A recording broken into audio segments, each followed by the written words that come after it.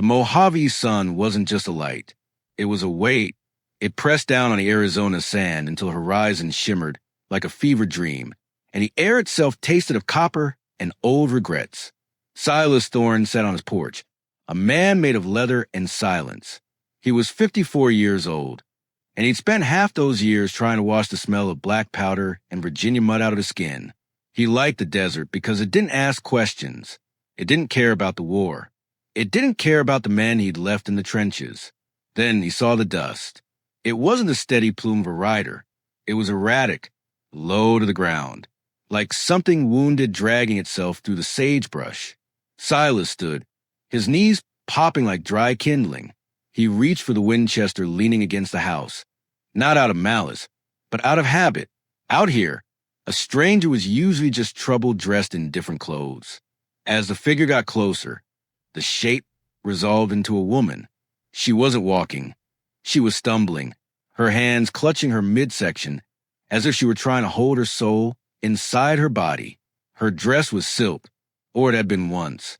Now it was a rag of salt stains and cactus tears. She collapsed 20 yards from his well.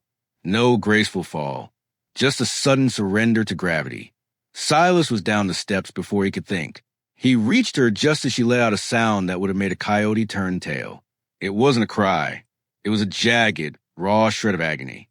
"It's burning!" she shrieked, her fingers clawing at the dry earth until her nails bled. "Make it stop! Please! God, make it stop!" Silas knelt. He saw her face. Her lips were a terrifying shade of blue-gray. Her eyes were wide, the pupils blown out until there was no color left, just two black holes of terror. Her skin was clammy despite the 100-degree heat. "Steady now," Silas rumbled, his voice like gravel grinding on stone. He'd seen a lot of ways for a body to break. But this wasn't bullet wound. This was something coming from the inside out. He scooped her up. She was light, too light, like a bird with broken wings. He carried her into the shade of his cabin, the smell of cedar and old coffee providing a brief sanctuary from the furnace outside. He laid her on his cot, the same one where he spent his nights staring at the rafters, wondering if the ghost of 1864 would ever stop whispering. She was thrashing now. Her heels kicked against the wooden frame. "Fire in my throat." "Silas, water." She didn't know his name. She was just pleading with the universe. Silas moved with the efficiency of a man who had patched up horses and soldiers alike. He grabbed his tin ladle and a bucket of fresh water from the shaded corner. He moved to her side, propping her head up with a calloused hand. "Drink," he commanded softly. She lunged for the water. She drank with a desperation that was painful to watch. But as soon as the liquid hit her throat, she recoiled, retching, her body racking with a spasm so violent Silas had to hold her down to keep her from falling off the cot. That was when he saw it. She was still clutching something in her left hand, a small silver traveling cup. It was expensive, engraved with delicate filigree. He pried it from her stiff fingers. There was a tiny bit of liquid left at the bottom, a brownish, syrupy drag that smelled faintly of bitter almonds and something metallic. Silas dipped his pinky finger in the drag and touched it to his tongue. Just a tiny drop. His stomach did a slow, sick turn. He knew that smell. He'd seen it in the hands of the mercy surgeons back in the war when they ran out of morphine and used the bad stuff to put the dying to sleep. It was arsenic mixed with strychnine, a slow-acting, agonizing cocktail designed to look like a heat stroke until it was too late to do anything but scream. "You didn't just walk out of the desert, did you, girl?" Silas whispered to the empty room. "Someone sent you out here to die where no one would hear you." The next 4 hours were a war. Silas didn't have a doctor's bag. He had a rancher's grit. He boiled a pot of charcoal in water, making a thick, black slurry. He forced it down her throat, ignored her choked cries, and held her jaw shut until she swallowed. He knew the charcoal would soak up the devilry in her gut if she hadn't been carrying it for too long. He sat by the bed, a wet rag in one hand and his shotgun in the other. He watched the door. Out here, if someone went to the trouble of poisoning a woman, they usually followed her to make sure the job was finished. The sun began to dip, painting the Mojave in shades of bruised purple and gold. The woman's thrashing stopped. Her breathing turned into a shallow, ragged whistle. Silas didn't sleep. He cleaned his boots. He sharpened his knife. He listened to the wind. Around midnight, she stirred. Her eyes opened. They were still bloodshot, but the blackness of the pupils had receded. She looked at Silas. She didn't scream. She just looked at his weathered face, his graying beard, and the way he held a rag like it was a holy relic. "Am I in the ground?" she whispered. "Not yet," Silas said, "but you were knocking on the door." He handed her a clean cup of water. Real water. No silver. No filigree. Slow. If it comes back up, we're in trouble. She took a sip. It stayed down. She let out a breath that sounded like a sob. He said it would help me. He said the water in the town was bad, and this was medicine. Silas leaned back, the chair creaking. "Who is he, Clara?" She blinked, startled. "How do you know my name?" Silas pointed to the silver cup on the table. The filigree formed a C and an R. "Clara Ross," she said, her voice strengthening. "My father owned the Red Creek mine. He died last month. Fever, they said." She looked at the silver cup, and a cold shiver walked down her spine.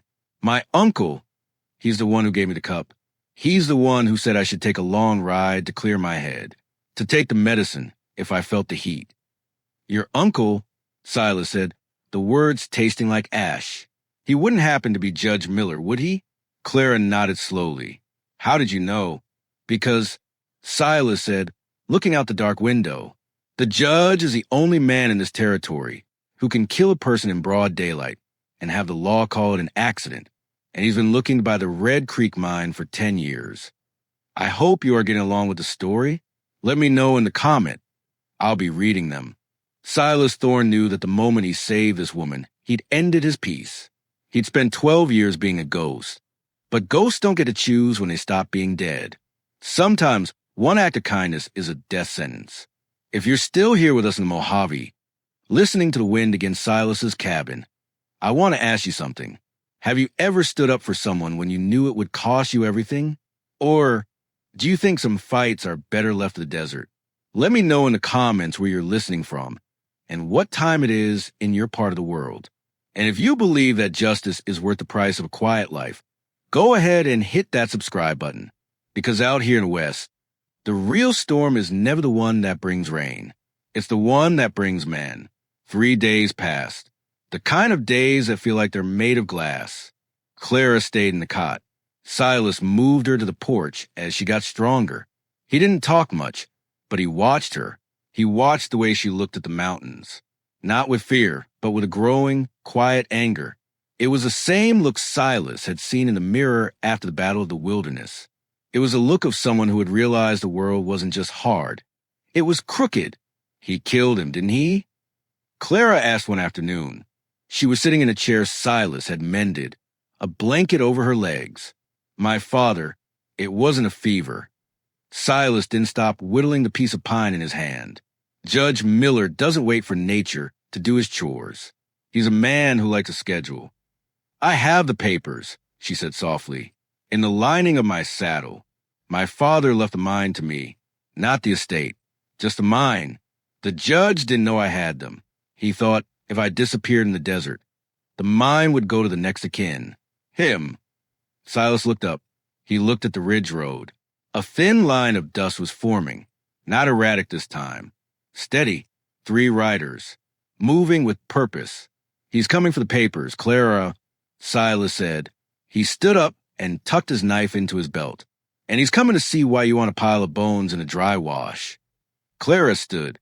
She was shaky, but she didn't sit back down. "What are you going to do?" Silas picked up his Winchester. He checked the action. The sound of the lever clicking was the only music the Mojave needed. "I'm going to do what I should have done in Tennessee," Silas said. "I'm going to stop running." The riders pulled up 50 yards from the cabin. They didn't dismount. In the center was Judge Miller. He was a man who looked like he was made of expensive fabric and bad intentions. He wore a black suit that didn't have a speck of dust on it, and his mustache was trimmed with a precision that bordered on the divine. To his left was a man with a tin star, Sheriff Logan, a man who had sold his soul for a steady paycheck and a bottle of rye a long time ago. "Silas Thorne," the judge called out. His voice was practiced. It was the voice of a man used to giving sentences from a high bench. "I see you found my niece." The poor girl got turned around in the heat. "Delirious. We've come to take her home to a doctor." Silas stepped off the porch. He didn't go to the fence. He stood in the middle of the dirt, the sun at his back. "She's already seen a doctor, Judge," Silas said. He was a bit dusty, but he had a good cure for what ailed her. The judge's eyes flickered to Clara, who was standing on the porch, holding onto the post. His smirk didn't falter, but his hands tightened on the reins. "Step aside, Thorne," the sheriff said, his hand resting on the holster at his hip. "This is family business. Lawful business." "Lawful?" Silas let out a short, bitter laugh. "I didn't know it was lawful to serve strychnine in a silver cup. Must be a new ordinance I missed."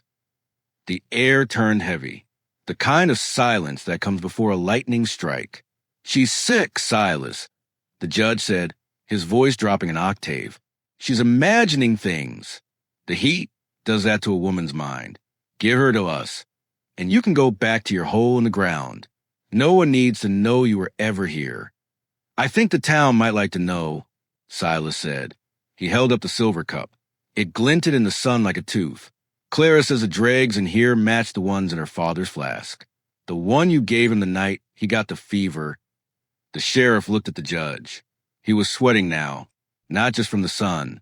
"Kill him," the judge whispered. It wasn't an order for the law. It was a command for a dog. The sheriff went for his gun. He was fast, but Silas Thorne had been trained by men who survived the devil's den. Silas didn't aim. He just fired. The Winchester barked once. The sheriff's hat flew off his head as the bullet grazed his temple, knocking him clean out of the saddle. The third rider, a hired gun Silas didn't recognize, tried to draw, but Silas shifted his weight and put a round into the man's shoulder before he could clear leather. The judge didn't move. He wasn't a fighter. He was a predator. Predators don't know what to do when the prey bites back. Silas walked forward, the rifle still hot. He stopped at the judge's stirrup. "You're going to ride back to town, Judge," Silas said, the steel in his voice enough to cut bone. "And you're going to ride in front of the sheriff. And Clara is going to ride behind you. We're going to the circuit court, not your court, the one 3 towns over." The judge looked down at the man in the dirt. He saw the scars on Silas's hands. He saw the lack of fear in his eyes. He realized he'd made the one mistake a man in his position can't afford. He'd poked a bear that had nothing left to lose. The ride to the circuit court took 2 days. It was a long, quiet procession. The judge in cuffs. The sheriff with a bandaged head. Silas on his mare, his eyes never leaving the horizon. They didn't talk about the mine. They didn't talk about the past. When they reached the town of Oakhaven, the truth came out like water breaking a dam. The papers Clara had saved were the key, but it was a silver cup, the poison Silas had preserved with charcoal and grit, that sealed the judge's fate. 2 weeks later, Silas was back on his porch. The cabin felt different. It was still quiet, but it wasn't lonely. The air didn't feel as heavy. A wagon came up the road. It wasn't the judge. It wasn't the law. Clara stepped down. She was wearing a simple dress now. Her skin was tan. Her eyes were bright. She looked like a woman who had inherited a kingdom and decided she didn't need the crown. "The mine is running," she said, walking up the steps. "Under new management. Honest men." Silas nodded. "Good. The desert needs more of those." She sat on the steps beside him. She didn't say thank you. She knew Silas wasn't a man who wanted gratitude. "I brought you something," she said. She handed him a bag. Silas opened it. It was coffee. Real coffee. Fresh beans roasted dark. And a new tin ladle. The other one had charcoal in it, she teased, her voice light. Silas felt something in his chest. It wasn't a memory of the war. It wasn't regret. It was a heartbeat.